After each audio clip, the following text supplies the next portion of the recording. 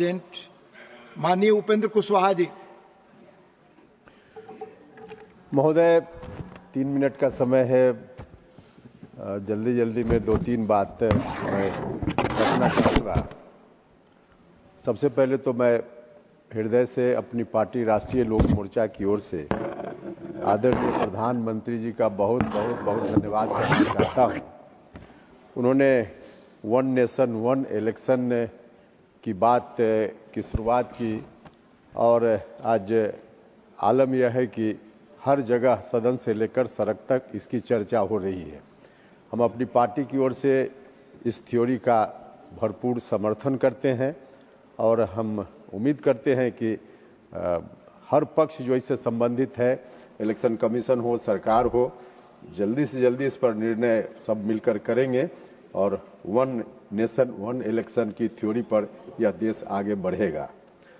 महोदय, विपक्ष के जो बंधु यहाँ बैठे हुए हैं कल से या उसके पहले से इस विषय पर मैं इनको सुन रहा हूँ और मुझको बड़ा आश्चर्य हुआ जब एक वरिष्ठ साथी जो विपक्ष के कांग्रेस के नेता हैं, उन्होंने कहा कि जब बिहार का रिजल्ट आया तो अचंभित हो गए सुनकर। महोदय, अब बिहार के रिजल्ट के बारे में इस तरह की बात जो विपक्ष के माननीय सदस्यों के द्वारा की जा रही है, एक तरह से बिहार के जनादेश का अपमान है, बिहार की करोड़ों जनता का अपमान है।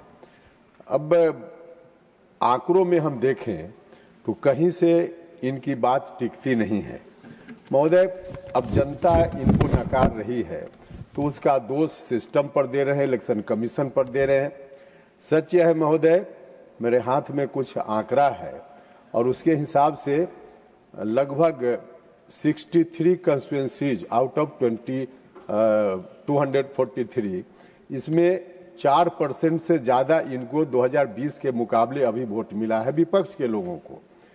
100 के लगभग सीट ऐसी हैं जहां इनको 2020 के मुकाबले में 2025 के विधानसभा में प्रतिशत में इनको वोट ज्यादा मिला है। अगर वोट चोरी की बात होती तो कैसे इनको वोट ज्यादा मिलता। महोदय, हम उसके कुछ विशेष आंकड़ों में हम जाएं तो पारू विधानसभा क्षेत्र वहां है।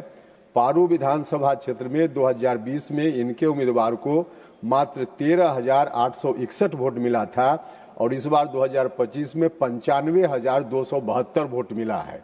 कहां से वोट चोरी हो गई।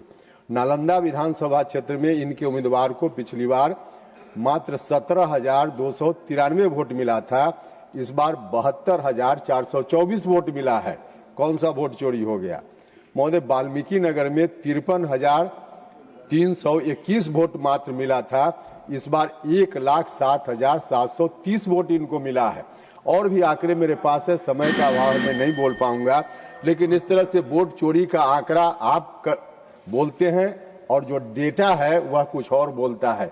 वोट चोरी अगर हो गई होती तो इतना वोट जो आपका इजाफा हुआ, इजाफा नहीं हुआ होता, यह साफ है। इसलिए आपसे आग्रह है विपक्ष के लोगों से कि यह कहना बंद कीजिए। एक बात अंत में मैं कहकर अपनी बात समाप्त करूंगा। महोदय, आज जो भौतिकवाद का दुष्प्रभाव है, किसी पार्टी विशेष की बात नहीं है, पूरे सिस्टम पर, पूरे देश पर, आदमी के जीवन के हर क्षेत्र पर इसका जो दुष्प्रभाव है, उसका नतीजा धीरे धीरे इस ओर बढ़ रहा है कि कल अगर ठीक से कंट्रोल नहीं किया जाए इलेक्शन कमीशन की ओर से, अंतिम बात मैं कह रहा हूं महोदय, इलेक्शन कमीशन की ओर से कंट्रोल नहीं किया जाए तो जो साधारण कार्यकर्ता है किसी भी पार्टी का, वह चुनाव नहीं लड़ पाएगा। अब आगे चलकर ऐसी स्थिति आने वाली है कि जिसके पास अकूत संपत्ति होगी वही व्यक्ति चुनाव में लड़ने कर जीतने के बारे में सोच पाएगा, वरना सामाजिक राजनीतिक कार्यकर्ता साधारण परिवार का चुनाव नहीं लड़ पाएगा। इलेक्शन कमीशन को इस विषय पर निश्चित रूप से गौर करना चाहिए। आपने समय दिया, बहुत बहुत धन्यवाद। माननीय प्रफुल्ल पटेल जी।